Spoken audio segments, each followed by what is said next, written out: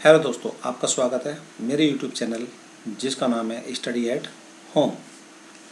तो दोस्तों, हमने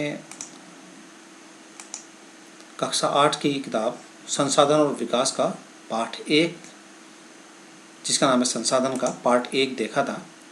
अब हम इसका शेष पार्ट देखेंगे जिसमें हमने संसाधन के बारे में बात की थी। तो उसका शेष भाग इस प्रकार है।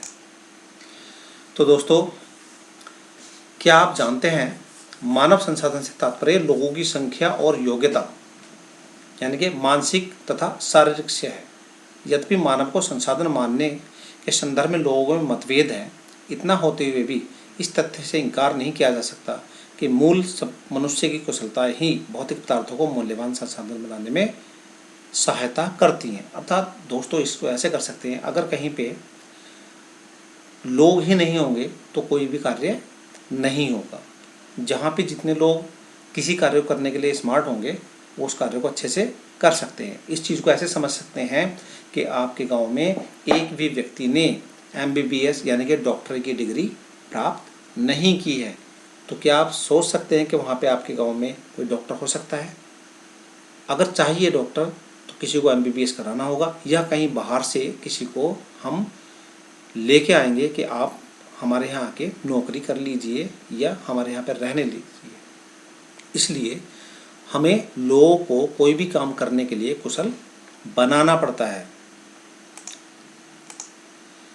संसाधनों का सतर्कता पूर्वक उपयोग करना और उन्हें नवीकरण के लिए समय देना संसाधन संरक्षण कहलाता। दोस्तों, हमारे पास में बहुत सारे संसाधन हैं। इसको हम ऐसे समझ सकते हैं, हमारे पास में जल एक संसाधन है, लेकिन हमें उसका संरक्षण करना बहुत ज़रूरी है।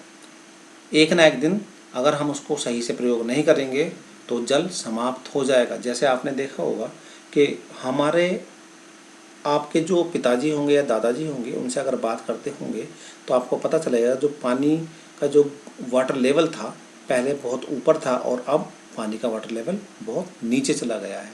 या इसको कह सकते हैं, जैसे पेट्रोलियम है या पेट्रोल है हमारे पास में, वो एक ना एक दिन समाप्त हो जाएगा। तो संसाधनों का उपयोग करने की आवश्यकता और भविष्य के लिए उनके संरक्षण में संतुलन बनाए रखना सतत पोषणीय विकास कहलाता है। तो दोस्तों, सतत पोषणीय विकास तो हमारी पृथ्वी और इस पर निवास करने वाले लोगों का भविष्य पेड़ पौधा और परितंत्र की सुरक्षा और संरक्षण से जुड़ा है। तो दोस्तों, ये बात समझने वाली है कि जितने भी लोग इस पृथ्वी पर निवास करते हैं, जितने भी जीव जंतु इस पर निवास करते हैं, अगर उनको लंबे समय तक रहना है, करोड़ों साल तक रहना है, तो हमें पेड़ पौधों को संरक्षित करना पड़ेगा। ऐसा नहीं कि हम पेड़ काटते जा रहे हैं और लगाते ही नहीं हैं। दूसरा जो परितंत्र है, अर्थात परितंत्र का मतलब है जहाँ पे भी हम रहते हैं वहाँ के जीव जंतु, वहाँ की जो हवा पानी और वहाँ के जो वेजिटेशन यानी कि वनस्पति है, उसका संरक्षण करना हमारा कर्तव्य है। अब ये सुनिश्चित करना हमारा कर्तव्य हो जाता है कि सभी नवीकरणीय संसाधनों के उपयोग सतत पोषणीय हैं, अर्थात हमें उनको हिसाब से ही इस्तेमाल करना है ताकि भविष्य के लिए बचे रह सकें और पृथ्वी पर जीवन की विविधता संरक्षित की जाए। प्राकृतिक पर्यावरणीय तंत्र की हानि को कम से कम किया जाए। सतत विकास के कुछ सिद्धांत हैं, सतत पोषणीय विकास के कुछ सिद्धांत हैं। जैसे नंबर 1, जीवन के सभी रूपों का आदर और देखभाल करना।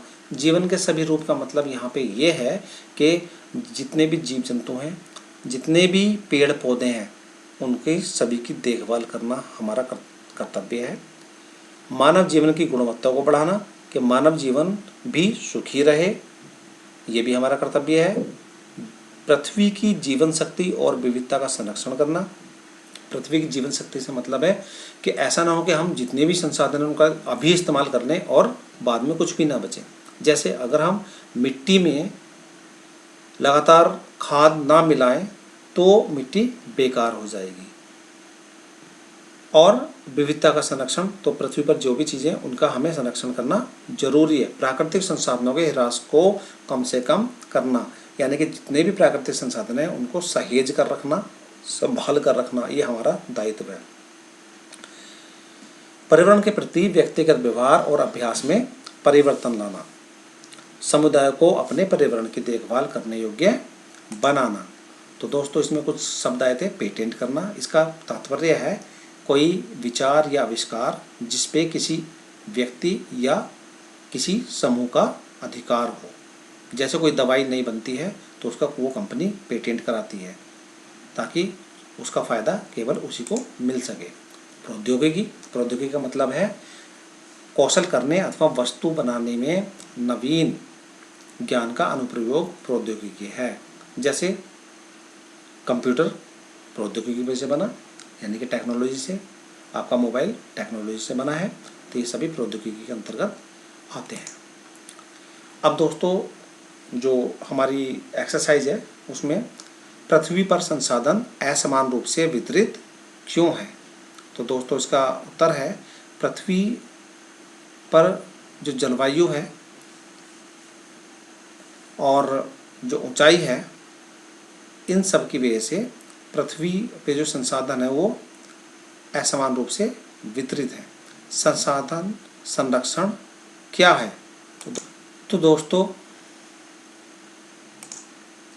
दोस्तों संसाधनों का सतर्कतापूर्वक उपयोग करना और उन्हें नवीकरण के लिए समय देना संसाधन संरक्षण कहलाता है।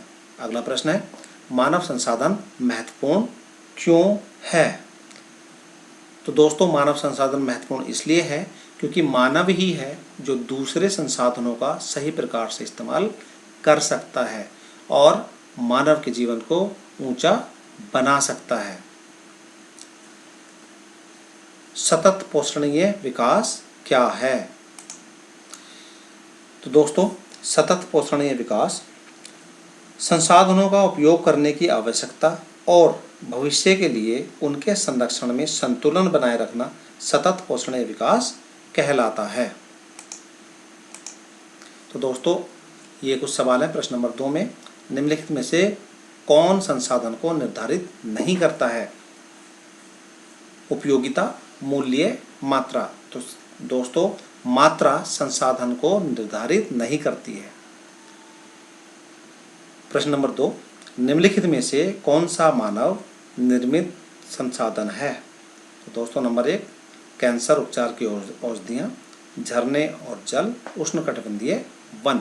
तो दोस्तों इसमें जो मानव निर्मित जिसने बनाया है वो कैंसर उपचार की औषधियाँ, अर्थात कैंसर की जो दवाई है वो मानव निर्मित संसाधन हैं। प्रश्न नंबर 3, कथन पूरा कीजिए। अनवीकरणीय संसाधन होते हैं। तो अनवीकरणीय सीमित भंडार वाले।